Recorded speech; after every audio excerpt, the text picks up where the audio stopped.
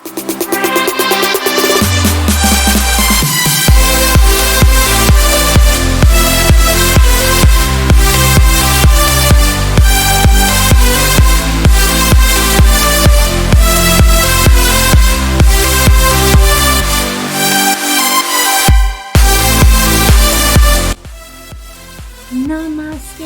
Hey guys, sorry I've been missing in action for the last couple days.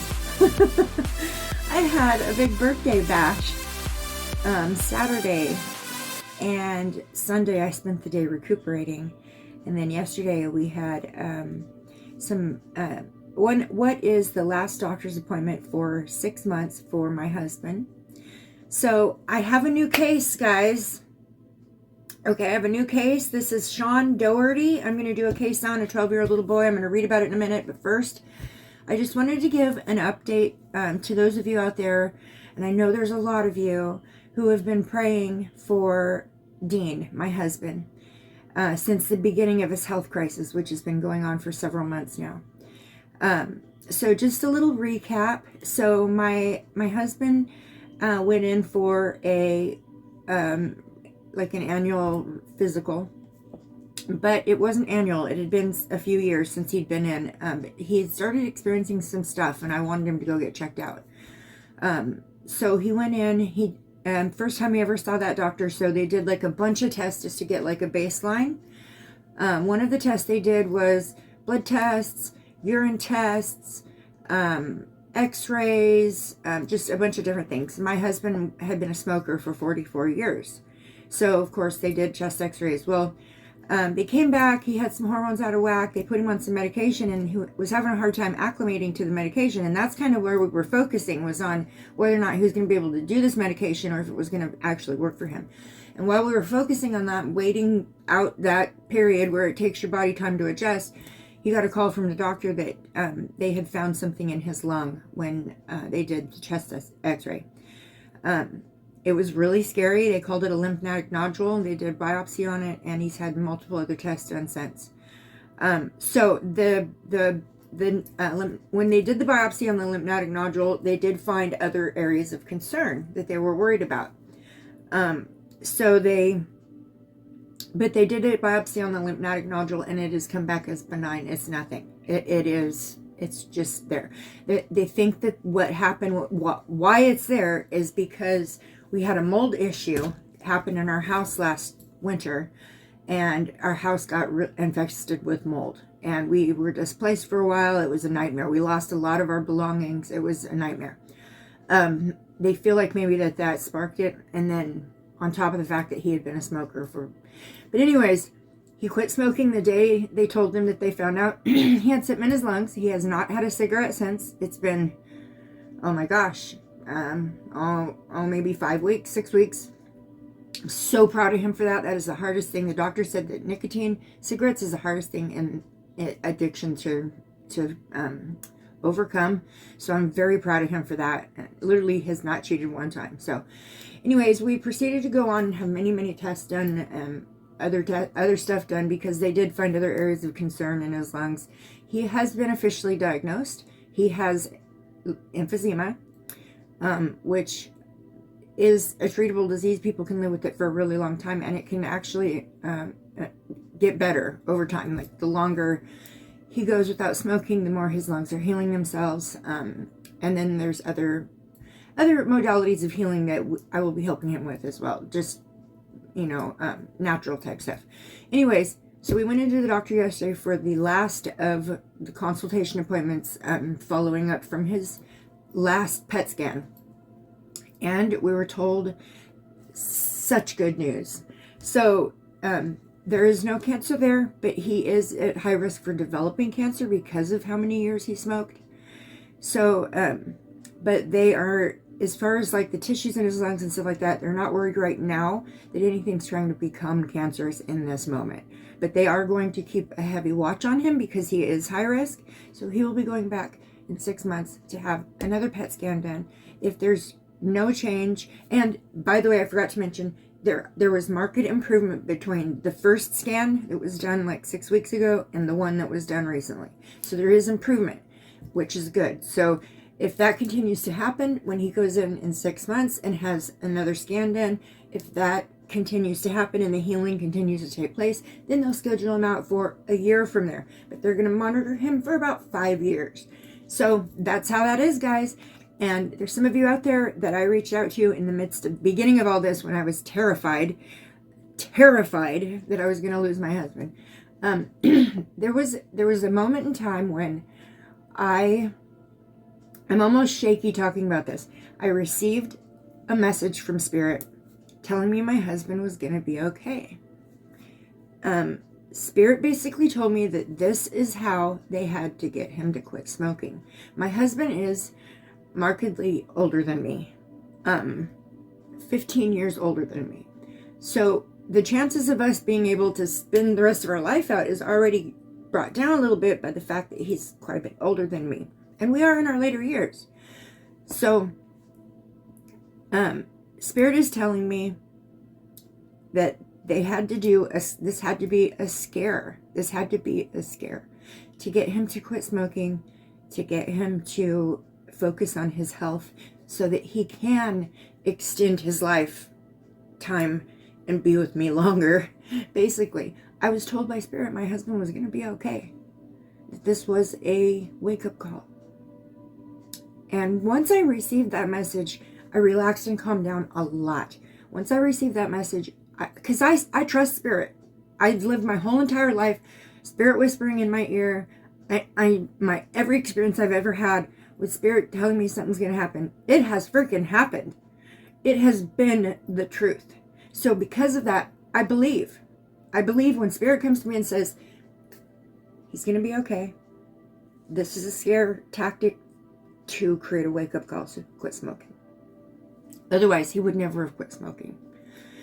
So, yeah, I relaxed knowing that. And then from there forward, it's just been about doing the tests, waiting for the results, and acclimating to his new medicine. So, anyways, it just goes to show for me, one more time, that Spirit does not lie. Now, am I saying that there's not spirits out there who don't lie, don't manipulate? Yes, those are human beings. Those are negative spirits. Those things, yes, they will lie to you. I can tell the difference between spirits that are high vibrational, that have my highest good. I can tell the difference between those messages and the ones I get that are from the negative. Big difference. So I trust Spirit, and I do. I trust and believe, and they never fail to ring true the things that they tell me. So there you go. All right, so there's my update on Dean. I hope that you guys, I know there's a lot of people out there who are waiting for that, so I hope that helped you guys to kind of get some closure on that. And all right, so guys, my birthday party was friggin' amazing. We had so much fun. There was a huge turnout. It was a blast. I'm editing a video about it, and I will have that up soon. And I have like a freaking huge bag of gifts that people gave me. I'm going to do an unboxing, but I'm waiting for a few to come in from some other people who said they have stuff coming. So I want to do it all at once. So I'm waiting to do the unboxing, but oh my god, wait till you guys see some of the stuff I got. Is amazing. I'm so excited to do that unboxing, but it's going to be a long one. So anyways, the cake was beautiful. The music was fantastic. The company was, as always, wonderful and fantastic. It was a huge turnout. Best birthday party, hands down. And I shared my birthday party with a friend of mine named Vicky Everdeen. She was born on the same day as me, only like 10 years before me, but still on the same day. So I call her my birthday twin. So I joined her in on my party. She otherwise wouldn't even have recognized her birthday. So I joined her in on my party and made her part of it. And she was very grateful for that. And that was fun to do too. So anyways, all right, guys. So we are on a new case. Okay. I've said it in the past and I'll say it again. I don't work on cases unless they connect with me. I don't go seeking out a case. I don't see one going into the trend and be like, ooh, let me jump on that bandwagon. I can't operate that way. Authentically, I can't operate that way. I have to ask Spirit, can I connect with this? Will you allow me to connect with this? And then I have to wait for the answer. Or I'll be sitting there and it'll be like wham, and I'm connected, whether I like it or not. Okay, they come to me. Okay, so those are the two ways that I come across a case. Or I guess I better add a third. Or sometimes I will have a special request from like a soul sister or a subscriber asking me to do a case. Okay, I try my best. There are times I can't connect. I won't work on it. Not because I don't want to, but because I try to remain as authentic as possible. I'm not going to come out and make something so that it seems like I'm part of the crowd. I will only do a case if I connect to it. This is one of those cases that came and hit me out of nowhere. Okay. Now I did go, okay. So what happened was I was laying in my bed doing my nighttime. I do like a, chakra balance cleanse. I do a meditation where I envision my chakras centers flowing freely and everything toxic going down my feet and out into the earth. I also try to open and establish my connection with spirit through my crown chakra right before I go to sleep, because I like to remember my dreams. And so I will ask for my spirit guides to keep my dreams in my head after I wake up so that I can write them down. And also too, I ask for spirit communication in my sleep. If there's downloads, if there's something I need to know, if I need to work on this or that, or someone needs me or whatever, I ask those things before I go to bed. Open up completely, or on the contrary, I could actually say, I am not open and receptive to receiving anything tonight. I just want to sleep. So these are the things I do. Okay, so I did that.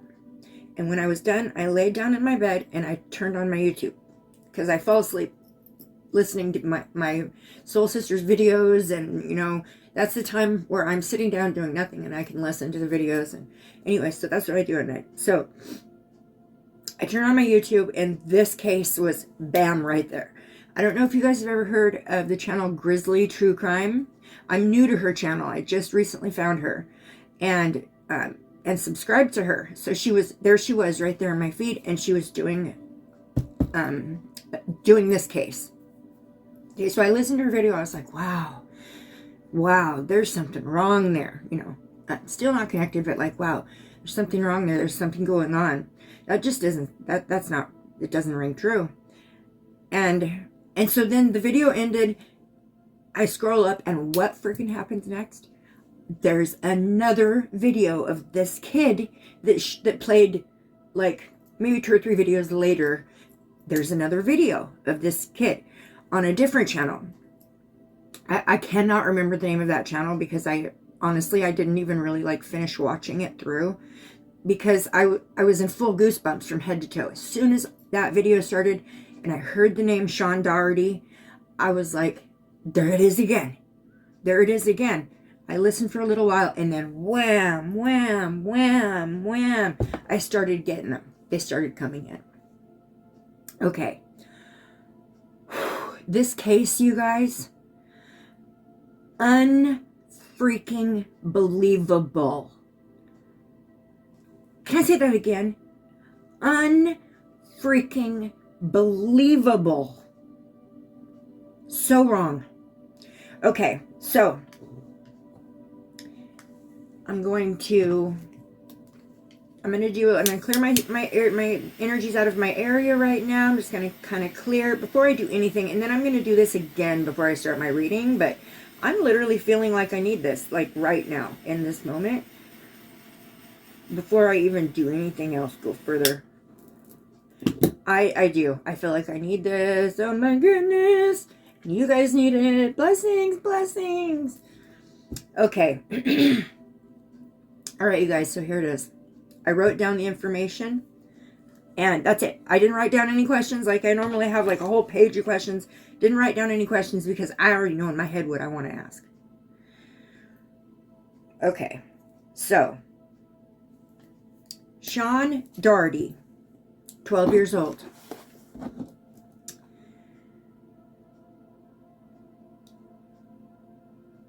According to the authority figures in that area, the law enforcement authority figures, they are trying to say that this child unalived himself.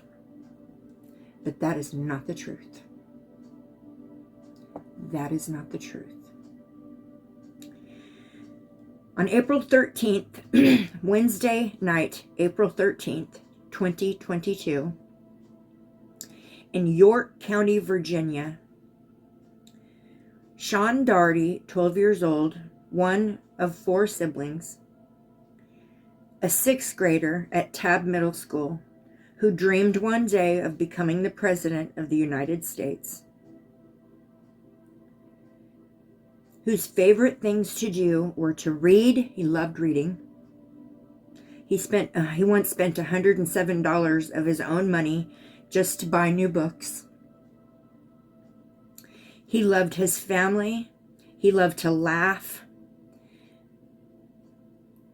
He had just returned from a family cruise where they had went to, I believe it was like a Disneyland cruise.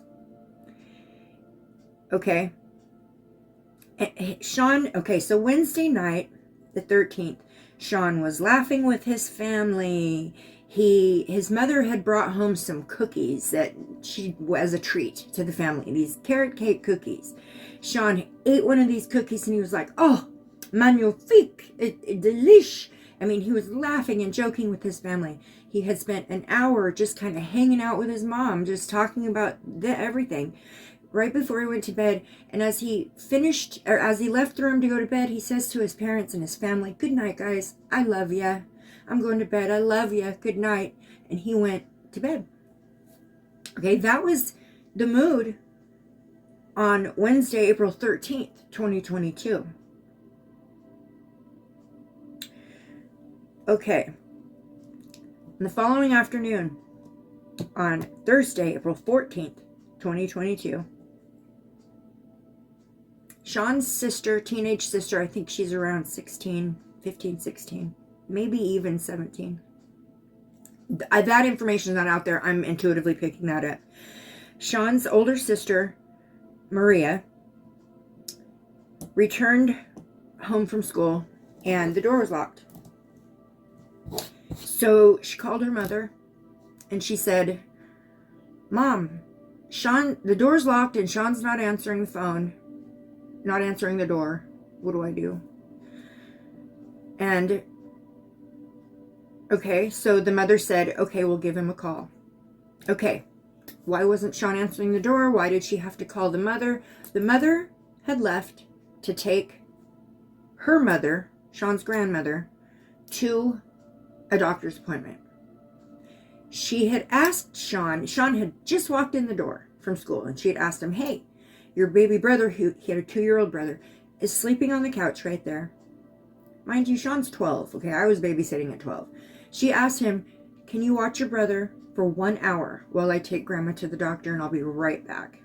Sean was excited about this. This was an opportunity for him to prove that he's like, he's not a baby anymore. He's not a child anymore. Like, he can do adult things, right? So he was super excited about, I can feel his giddiness. So he was really super excited about being given the responsibility. It made him feel big. So he's like, "Sure, I'll watch him. I'll watch him." And so he was really happy about that. His little baby brother, 2 years old, was sleeping on the couch anyways. They figured he would probably stay asleep the whole time anyways. No big deal. They were only going to be a short distance away and a phone call away, and sister was going to be coming home from school sometime soon. It was all going to be okay. Okay. So the grandma, who had been watching the 2-year-old, met Sean at the door and said, "Hey, Sean, you're going to watch the 2-year-old. We'll be back in an hour. Your mom's pulling into the driveway right now. I'm going to go meet her. Is everything okay?" Sean said, "Go, Grandma, go, go, go." He put his stuff down. He said, "Go, go, go. I got this. I got this." And he's thinking, look at me, look at me. So she goes out the door. Sean's mom, her name is Ramona Rivas, pulls into the driveway, picks up Sean's grandma. Boom, they leave. Okay. Sean proceeds to go straight in. Baby brother's asleep, so he doesn't have to do anything hands-on for baby brother. He goes in. First, right off the bat, this smarty pants kid, and when I say smarty pants, I mean intelligent, not sassy or anything like that at all. No, he was just very smart. This smart kid got home from school and directly did his homework and turned it in, submitted it, okay? Because, you know, they do everything online now for the kids. It's not writing on paper anymore like it was in my day. Anyway, so he did his homework first, submitted it, got that out of the way. Then he went in and decided he was going to do his chores. So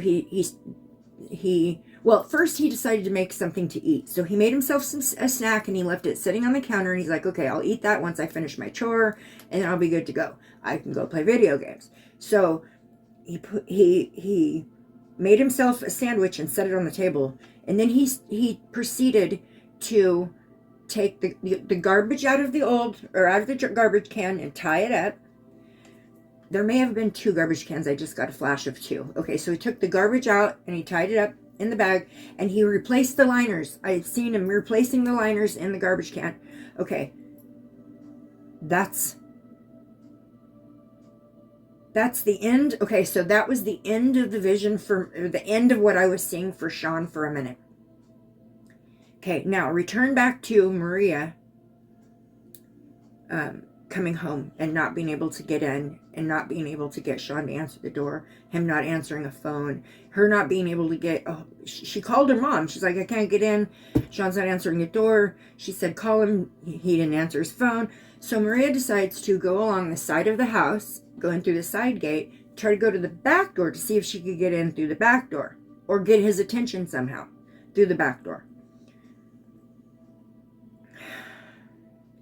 So she goes through the side gate and she starts walking around the house. In the yard, there's a huge wooden swing set play thing. You know the really nice swings. I'll insert a picture of it right here. Okay, so that swing set is in their backyard. The swing set that all of these siblings play on, all these kids play on in their backyard. So as she's walking along to the backyard, she kind of halfway expected to see him out there playing on the swing set. So she glanced over towards it as she was heading towards the door. And what she saw changed her life forever. I'm going to continue reading. Okay. Sean's sister walked into the backyard through the side gate, trying to get to the back door.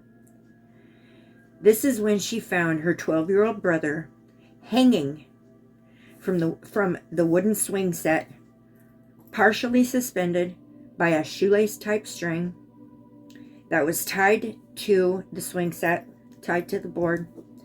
While hanging there, this is how he was found. He was found with a nylon bag over his head. Sorry. A nylon bag over his head and a belt strapped around his abs, pinning his arms down. He had no shoes on. He was wearing his stepfather's clothing. His glasses were on the ground a little ways away, missing a lens. When Sean was found, of course, Maria called mom. Mom got she called 911. A flurry of stuff happened. They rushed him to the Riverside Regional Medical Center, where he was quickly pronounced deceased. Make it make sense. They are calling this a suicide. They are calling this an unaliving event. How? How could you do that? This was a happy, thriving child. This, who there was no suicide note. There was no issues. There was no problems. There was no sign of depression. There was no complaints about life. This kid wanted to be the president of the United States. This kid, it was not an unaliving event. let me tell you that right now. Sean told me this was not an unaliving event. How is someone going to suspend themselves with a shoestring, which I'll say something about that again in a minute, if they've got their hands strapped down to their sides with a belt? And how can somebody that is barefoot in the backyard be hanging suspended, wearing their stepfather's clothing, and be barefooted, but the feet are completely clean? There's nothing on the bottom of the feet. So many red flags. Okay. The sheriff's office is ruling this as self-inflicted. This child was happy, loving, generous, smart, and ambitious. This was a child who loved his family, and he loved Marvel and anime and video games, Warcraft, whatever that video is. He loved to play that one. Most of all, he loved life. He loved life. He just got back from a Disney cruise, and he was still high on that, from doing that, still on a buzz from doing that. That's where his energy was. There's never been any reports or signs of depression or anything of the like. There's not a note found anywhere or something written down in social media or in any of his electrical gadgets, or there's nothing to indicate that this child was feeling the need to unalive himself. Nothing. Okay, there was one incident 4 months prior to this where there was a few girls at the school who had reportedly been bullying him. So the police grabbed onto that. Oh, this was he had been bullied. Because he was being bullied, he wanted to commit suicide. That's not the case. There was one incident, and it wasn't even that bad, and he got past it, and they were friends now. So that is a non-issue, the whole bullying thing. And I want to put that out there right now. That is a non-issue. Everybody liked Sean. He was not bullied. He got teased by a couple of girls. I kind of feel like it was more like, and I've got a crush on you, so I'm going to tease you, see if I can get your attention type thing. It was not an actual brutally bullying situation like some of the kids do experience these days. Okay, I just want to make sure that is clear. Okay. So I just kind of wrote about how the night before his mom had came home. She made some carrot cakes. She brought some carrot cake cookies. Sean was so excited about this. He was raving about them, and he did the whole chef's kiss thing. I mean, that was Sean. That was his personality. Made the whole family laugh. And as with every night, Sean spent the last hour of his day hanging out with his mom and his family, then went to bed telling his family, "Good night, I love you." Okay? Before his death, as he was babysitting his 2-year-old brother at the house, while his mom, Ramona, took her mother to a doctor's appointment, Ramona says that Sean was very excited to watch his baby brother. His grandma had been watching the 2-year-old, but apparently was in a rush because she told him to watch his brother, who was asleep on the couch, and she went outside to meet Sean's mom, Ramona, who had just pulled up to take her to the doctor's appointment. She told Sean to watch his little brother for 1 hour, and after his grandma's doctor's appointment, she would be back. His stepfather, Jared, okay, the stepfather comes in. So Sean's stepfather, Jared, was in Williamsburg with their second youngest son at an appointment. So he has a solid alibi, okay? He had another one of their children who he had taken to an appointment. Okay, so here's the chain of events. I know I said this, but I'm going to say it again. Sean got home. He completed his homework and turned it in. He made himself a snack he hadn't even eaten yet. He was doing his chores. What makes a 12-year-old kid come into his house and say, "Oh, I'm responsible for my 2-year-old brother now. I'm so excited about that. I'm responsible for my 2-year-old brother now. I get to be a big guy and a big boy, whatever. I get to be a man, and I get to have this responsibility later. This is trust I'm building. Let me finish my homework and turn it in. Let me make a snack, not eat it. Let me start my chores, and then let me just stop what I'm doing and go outside and unalive myself." Are you kidding me? This was not an unaliving event. Sean didn't even know he was going to be babysitting that day. He had no idea. He found out when he walked in the door. This could not have been a planned action.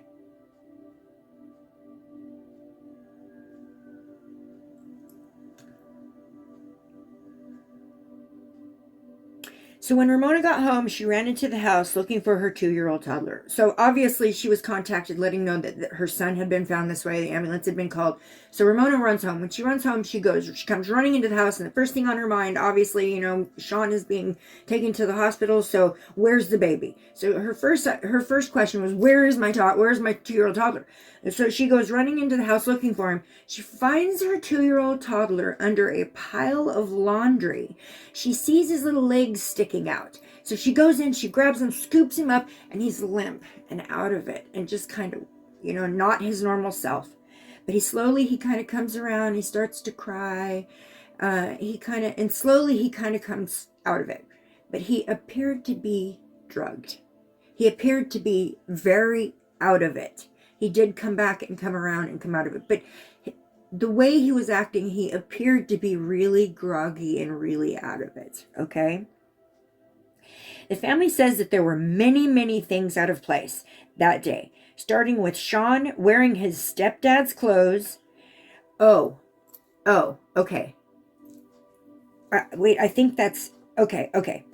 One thing I need to add. When Sean's family got home from the hospital after hearing that he was deceased, when the family came home, sorry, the emotion of that is really heavy.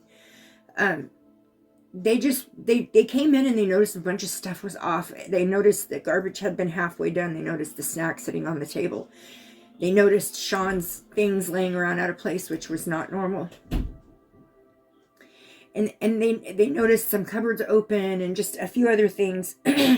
So they decided to all go up into the bedroom and go to sleep together, everyone in the parents' bedroom. When they got in there, Ramona freaked out. She was like, ah! Because the first thing she saw was Sean's underwear sitting on the floor in their bedroom.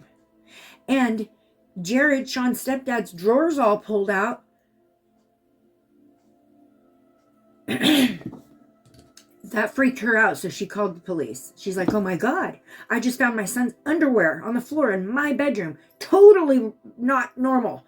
And my husband's clothes, his drawers are all open. Like, things have been taken out. Like, is there someone in our home? Or is there an intruder? She was freaked out. She called the police. The police came. They checked everything out. They said there's nobody here. You know, so the underwear, the police wouldn't even take that underwear and send it off for testing. They had to fight for them to do that. Once they took the underwear, they never seen or heard from it again. It's gone. It disappeared. They lost them. Could have done forensics on that. So much was done wrong here. How can this be called an unaliving event? How can someone unalive themselves? How can they put a nylon bag around them and tie themselves with a shoestring with their hands strapped down to their sides with a belt? Doesn't make sense at all. Okay. The bag that was over Sean's head, the nylon bag that they found over Sean's head, turned out being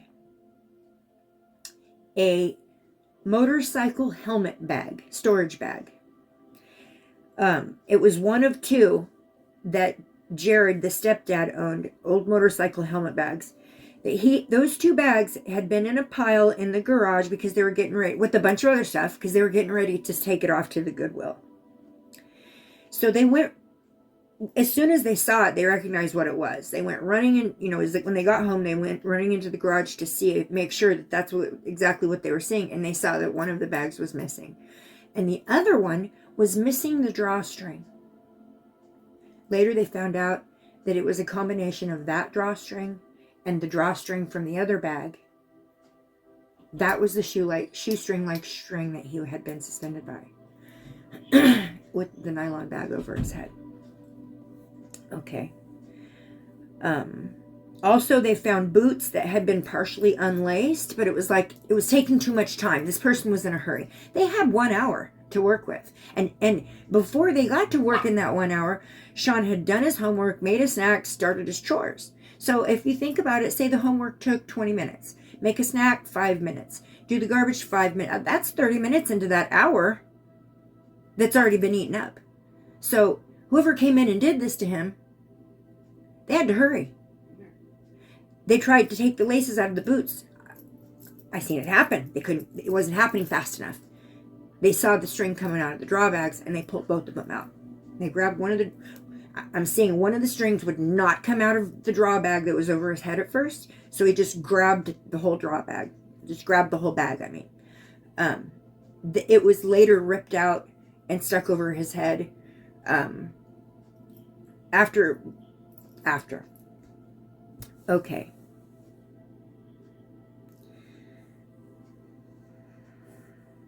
Okay, the other thing they found was on the back window of the house, they found a very large handprint. Everybody in the family went and put their hands up on that print trying to see who it matched. It was larger than everybody in the family. The police did say that they had gotten a good print off of that handprint, but so far there are no matches in the system for it. Nobody has been given any documentation regarding the prints as far as the family goes, so they don't know where that stands. Or exactly like how much truth is out of it. They just spoke to somebody who said, yeah, we got a good print, but there's no match. So there's no written documentation on that. So in August, the family launched a social media campaign which ignited a full steam ahead. A lot of the community members started putting up signs in their yards and around the area and created a Facebook page that is titled, a Facebook page and a petition on change.org titled What Happened to Sean. I'm going to link those in my description here so you guys can go and sign those petitions in hopes of somebody seeing this or reporting this page or knowing something or hearing someone talk about it or something. They've launched this campaign because these people, this law enforcement agency is wrong. They dropped the ball again. They're wrong. This is not an unaliving event. So I'm just going to tell you right now, I've picked up on two energies, a female and a male. They're out there living the good life. They've gotten away with this. And I'm picking up on two different energies. I've done multiple small little card pulls on this. I did some prayers. I did some meditation. And there's one more thing. There was a neighbor next door that was out mowing his yard at the time that this happened. And they're trying to talk to this neighbor and see if he can remember anything and or saw anything or anything. But the neighbor was very, he saw nothing. So that was the only thing. Okay, guys. So that's the story. That's the story, and I'm sticking to it. This was not an unaliving event. This was not an unaliving event. What happened to him was not an unaliving event. Okay. All right. So, as before, I'm already 38 minutes into this video. So as before, I already did my prayers ahead of time. This is going to be another one of those 2-3 parters. I can tell you right now it is, because I'm feeling it. I spent a lot of time doing the informational part of the video. So I'm just going to do a cleansing, and then I'm going to pull an overall energy, and then I'll come back for like the full-on tarot reading. So that in a second part, like I'm not even going to get up and move. I'm just going to break it into 2 parts so that it's not such a long video to watch. And I'm asking in this here and now moment, as I am about to tap into source consciousness, only high vibrational loving beings of the light and of the Christ source consciousness are allowed to communicate, are allowed to participate. I'm asking for my soul family, any high vibrational energies, any high vibrational entities, my angels, my spirit guides, my unconditionally loving team up there that's working for me on the other side. Please help the answers and messages to come through clear and and just for the highest good of little Sean, because we know this was not what it is being deemed as, and we need to get the truth out so that Sean can get some justice, and so that this doesn't happen to somebody else, because this person got away with it, and this person, I feel like this, there's two energies here somehow. I can say that, and other than Sean's two energies, I kind of feel a male and a female. I am not accusing the parents. It was not them.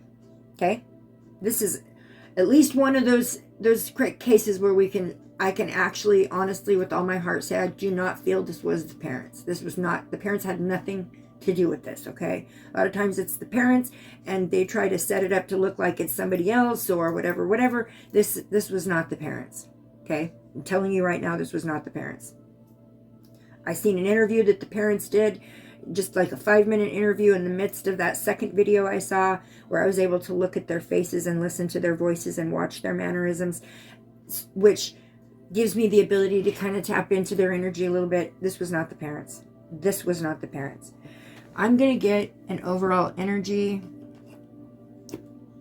Let's go ahead and actually, you know what, before I do this, because I'm already feeling that oppositional energy, like I'm going to clear out the negative energies using my sound bowl just real quickly. So this is just going to drive away any low vibrational energies.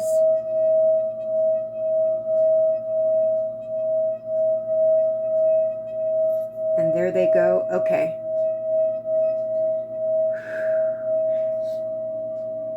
It's the most amazing thing, guys. Like, when I'm starting to prepare to do one of these readings and I'm tapping in, if there's low vibing energy attached to a case, I have, like, it makes it hard for me to breathe. Like, I feel like, you know, like if you run really fast and really long, and you got to breathe to catch, you know, take deep breaths to catch your breath, and you feel like you can't quite catch your breath. That happens to me when there's low vibrational energies around me. And when I play that singing bowl, it's like they go and they're gone. So, all right. So the next thing I'm going to do is I'm going to use just a little bit of oil. This is blue lotus oil, and it does help to facilitate my connection with the cards.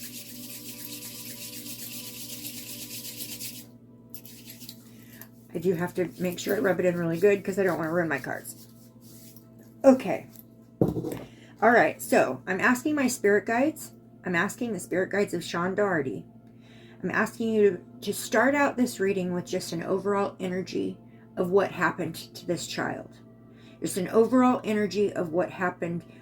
Just give me an overall energy of the situation. And I'm going to use my... this is the Sacred Forest Oracle, okay? So we're going to start with an overall energy. I'm asking for an overall energy. You guys to please show me through the cards an overall energy surrounding Sean Dougherty. Please, just an overall energy, just one card, overall energy, in the here and now moment surrounding Sean Dougherty. 12-year-old child, Sean Dougherty. This was a sweet, loving child. He loved his family. Okay. Oop. Can I get an overall energy surrounding the case of Sean Dougherty? Sean Dougherty. Overall energy for Sean Dougherty. Okay. Sean, maybe I won't. Maybe I need a different one. Sean Dougherty. Maybe the mess. Oh, there it is. Okay. Sometimes when I shuffle a deck and I don't get a card to flip out, that means the message is not in that deck. So, all right, let me see what we get. Wolf Spirit, family. The overall energy, 100%. The overall energy surrounding this case is that there is a family right now that is struggling to get help. They are struggling to get help. Do you see? They're a pack. Do you see them? See the wolf pack. the family is trying so hard to get some light on this case because they know their son did not unalive himself. And they are launching campaigns and out there pushing this. They're trying to get a secondary party to reopen and re-examine this case because they're not satisfied with the answers they got. And I don't blame them. The family is working so hard for him right now. The overall energy surrounding Sean, he loved his family. He's missing his family. His world, his everything was his family. Absolutely.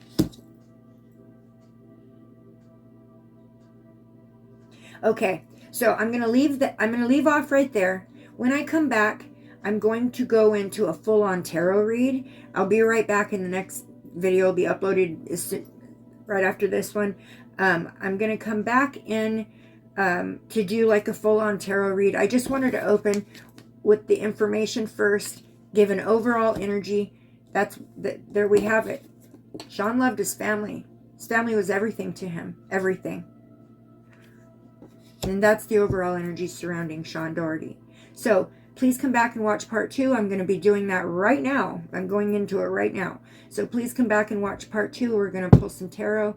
I'm going to grab a prayer card from Archangel Michael deck, and we'll pull in an Archangel to hang with us during the reading. And yeah, come back for part 2, please. Let's figure out what happened to Sean, because this is not what they're saying it is. It is not. Okay, I'm telling you, it is not an unaliving event. It's not. Okay, namaste, guys. Come back for part 2.